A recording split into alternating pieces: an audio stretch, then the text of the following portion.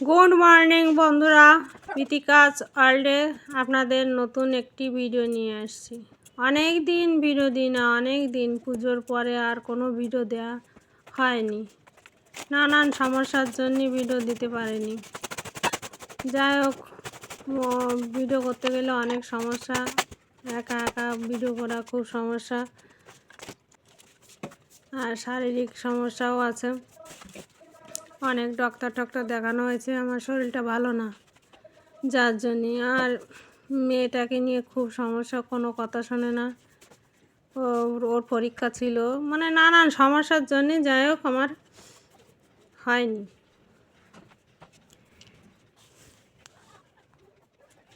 তাই আজকে অনেক দিন পরে ভাবলাম একটা ভিডিও করি।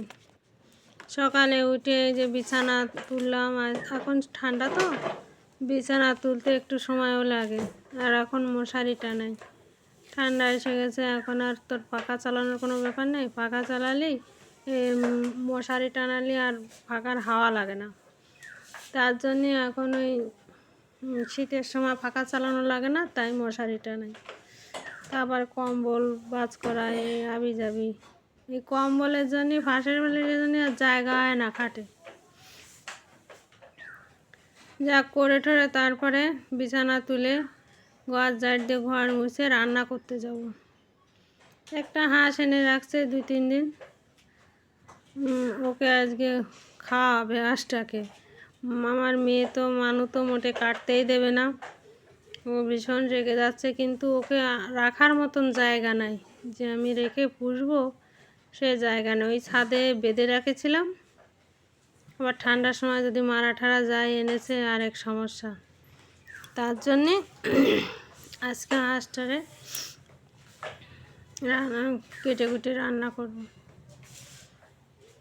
কতদিন এই মাংস কাটাকাটি করি না, ভালো লাগে না, কিন্তু বাড়ি নিয়ে এসছে কী করবো জানতো, তা আর উপায় নেই, করতেই হবে।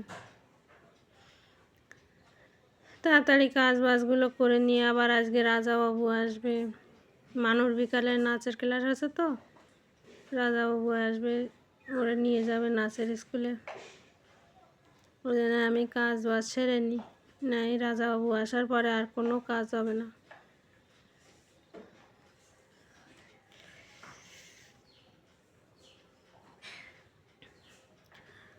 মানু দুষ্টুমি করে খুব, ও একটা কথা বললে শোনে না, ও এখন ভীষণ দুষ্ট হয়ে গেছে।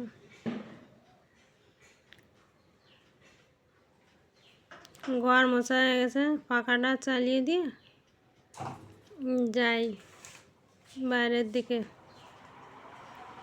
রান্নাঘরের দিকে যাই।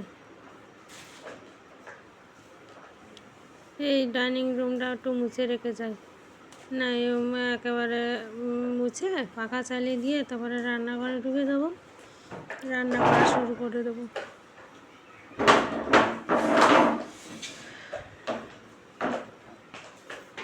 কোমরে খুব যন্ত্রণা করছে, কোমরের ব্যথায় আর ভালো লাগছে না কিছু। কি রান্না করব, মাংস আর কি করব আমি বুঝতে পারছি না। এই মেয়ের কাছে জিজ্ঞেস করবো যে ও কী খায়। ও আবার হাঁসের মাংস খায় না, আমার 2 মেয়েই হাঁসের মাংস খায় না, আমি আর ওর বাবা খাবো।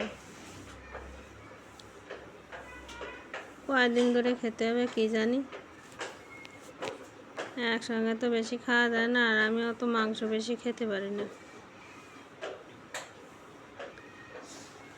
আমার মানুষ সেদিন করেছে কি 5 লিটার তেল এনেছে, সব ছাদে দিছিলাম টপ ধরে রোদে, মানুষ সব ঢেলে দিয়েছে, একটুও তেল নাই। আবার একদিন পরে আবার 5 লিটার তেল আনা হয়েছে, কি যন্ত্রণা। আর রোদে দিইনি এবার, আমি আর রোদে দেবো না, বাচ্চারা বোঝে না, পড়ে ফেলেছে, এখন কী করা যাবে। খাঁটি সর্ষের তেল নিয়ে আসছিলাম গানির থেকে, সব গেছে। যাই রান্নাঘরে যাই, রাজাবাবুর খাবার বসাইতে হবে, অনেক মাস্টার এসছে পড়াতে, চা আবার বসিয়েছি মাস্টার আর এসছে। ডিম অমলেট করব। আর হচ্ছে রাজাবাবুর খাবার বসিয়েছি। আর আজকে মাছ আছে, মরলা মাছ আর চিংড়ি মাছ একসাথে করে দিয়ে নিয়েছি, পরে বাছবো। আজকে রান্না করব হাঁসের মাংস। এই যে তেলের পরে দিয়ে দিচ্ছি, ভীষণ তেল হয়েছে, যে আমি তেল দিতে ভয় পাচ্ছি, এত তেল হয়েছে।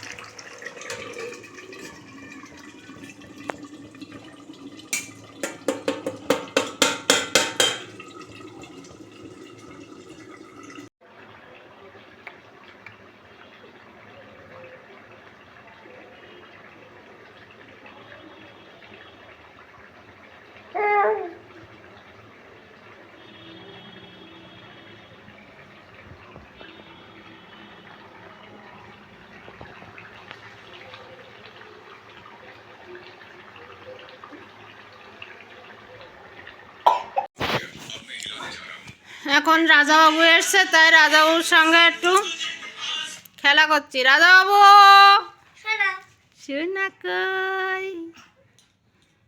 কই রে?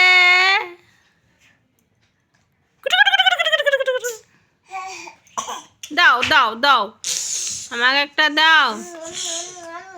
এ মাম্মাম কোনো কথা শোনে না, সারাদিন দুষ্টুমি করে বেড়ায়। নাচের ক্লাস থেকে এসে, এ বাবা আমি ভিডিও করছি, তো এমন কি করছো?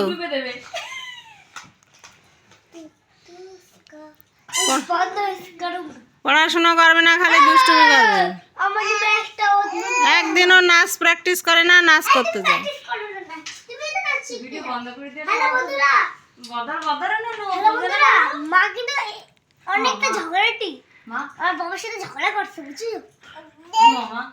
না খালি ম্যাডাম সাজবে।